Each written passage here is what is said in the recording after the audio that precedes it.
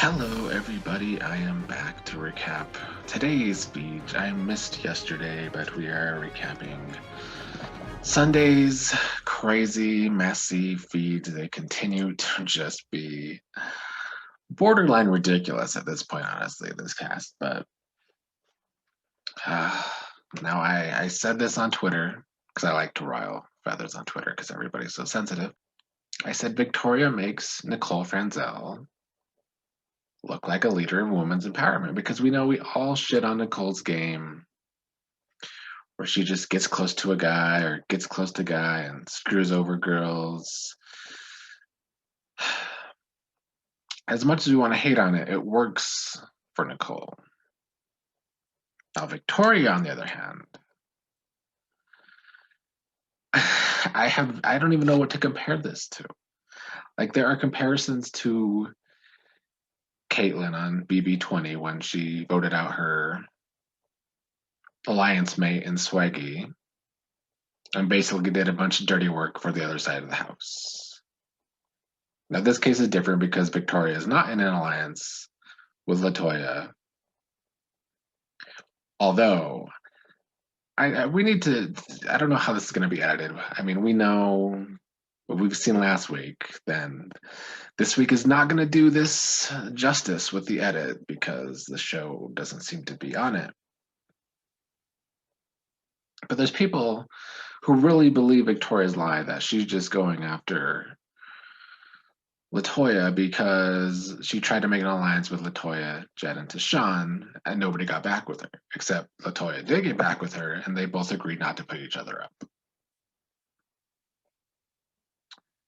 I've said it a couple times now that Victoria is only going after Latoya because she does not get along with other women.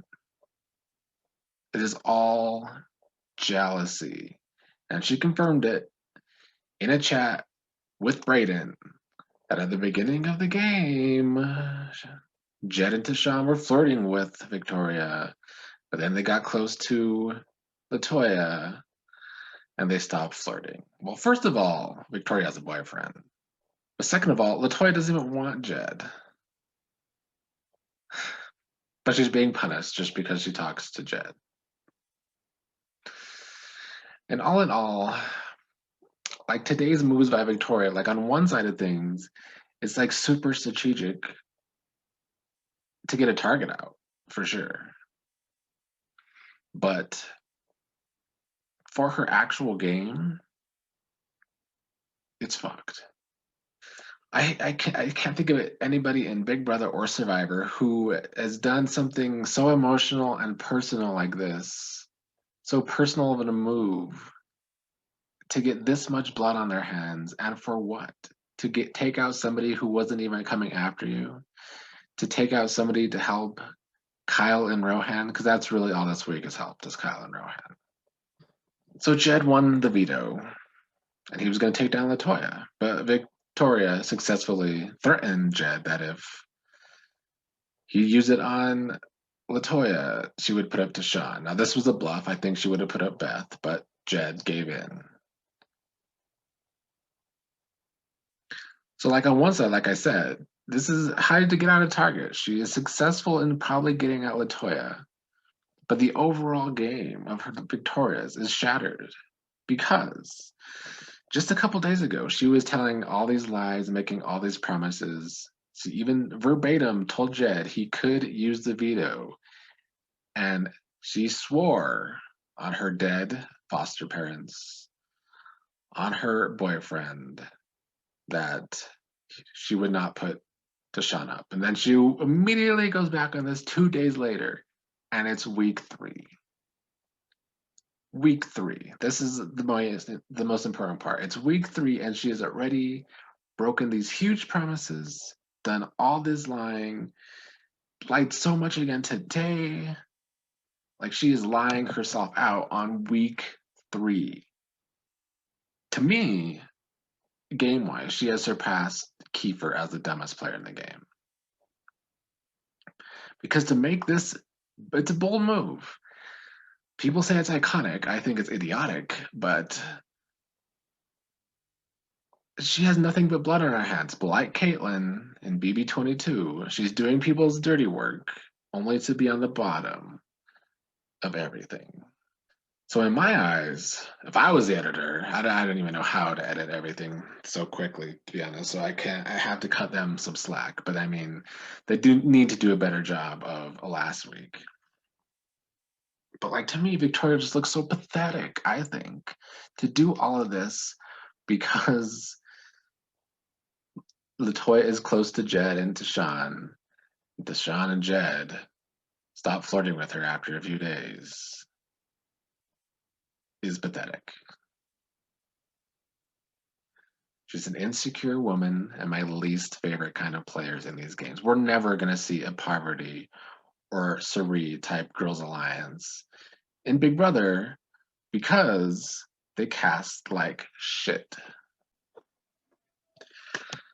And this is why, to me, Big Brother will always be a strategy wise, Big Brother will always be a lesser show and lesser game to Survivor because there are only three types of players in Big Brother.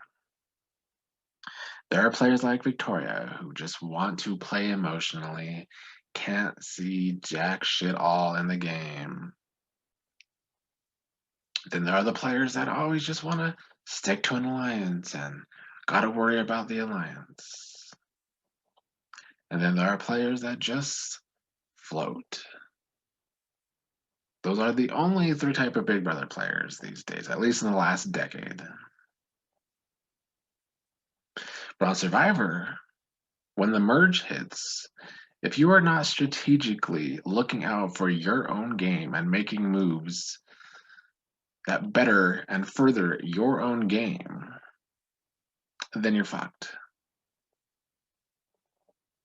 But in Big Brother, nobody thinks like that. Nobody consistently thinks strategically. Short game or long game, frankly. But lastly, to reiterate on the subject, Victoria made a bold move to get out her target, but it was personal, and in the end, she's going to come across looking pathetic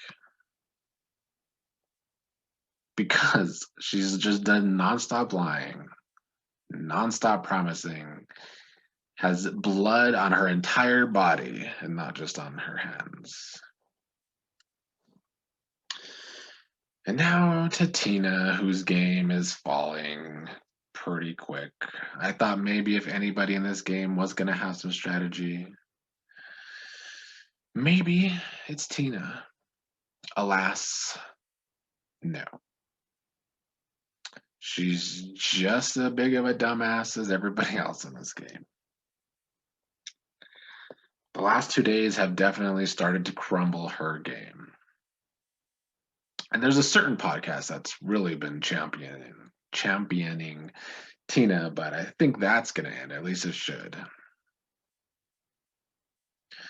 Tina was in a good spot, honestly, even with the Sunsetters crumbling. She was close to Latoya, the one person in this game that has her back. But because the oddballs now seem to have the number, she wants to go with the power. Except once again, let me reiterate, it's week 3. And Tina already made this alliance with the Sunsetters. So she's really just making herself a bigger target now because she's turning on the Sunsetters and probably going to vote out Latoya. Has distanced herself from Latoya, even though they were the smartest duo in the game. And now Tina just wants to go it alone. And I think Tina, in the end, is just a coaster. I think she's someone that wants to float. Fortunately, in this game, she's probably not going to be able to. And even if she did, there's 2 players in this game that just sing into the background a lot better than her, and that's Austin and Brayden. So Tina's ship is starting to sink. And why this is so bad? Because she was in this good spot. She feels like she was on the bottom of the Sunsetters, but she wasn't really. Her and Latoya and Kiefer plays a lot of part in this too because he's just fucked up everything. He's the reason everything's fucked up on that side. But Tina, LaToya, and Kiefer really could have held a lot of power there. And last week, every time Tina talked to Tara, Tina was able to convince Tara of many things, but now she has given up all her power that she had. And now Tara has power over Tina because they're switching to the other side and Tara's closer to the other side. So essentially, Tara now can run Tina, really, if Tina continues to go this direction.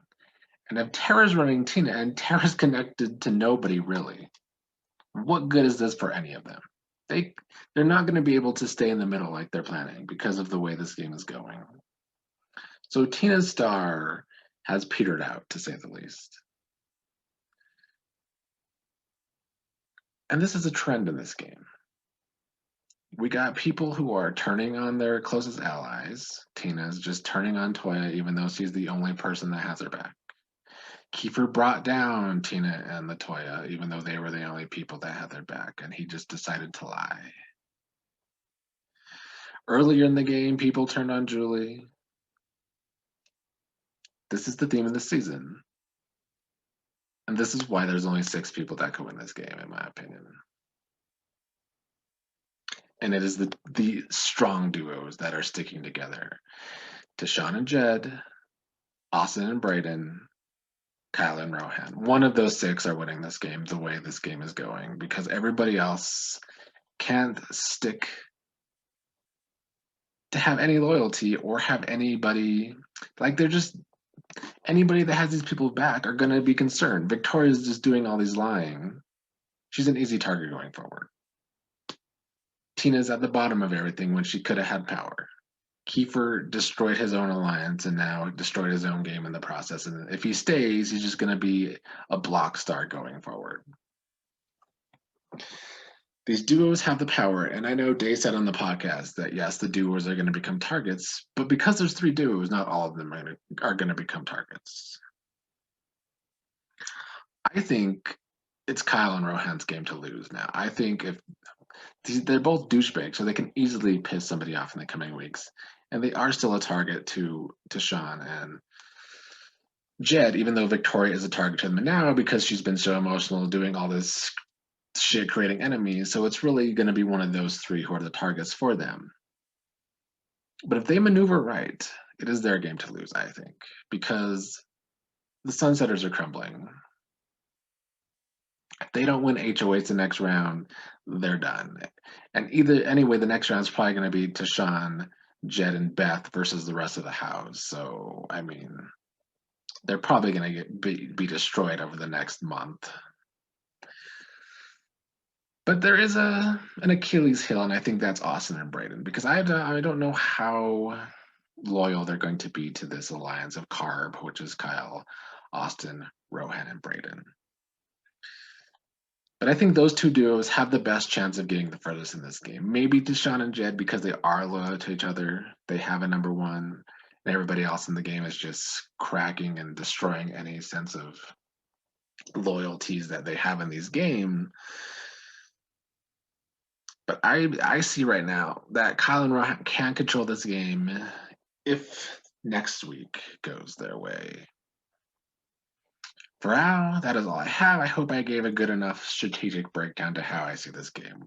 I think it's pretty spot on, personally. But for now, that's all I have. I don't know if I can do this all week. I'll probably only do nights when I think something really important happened or really dramatic happened.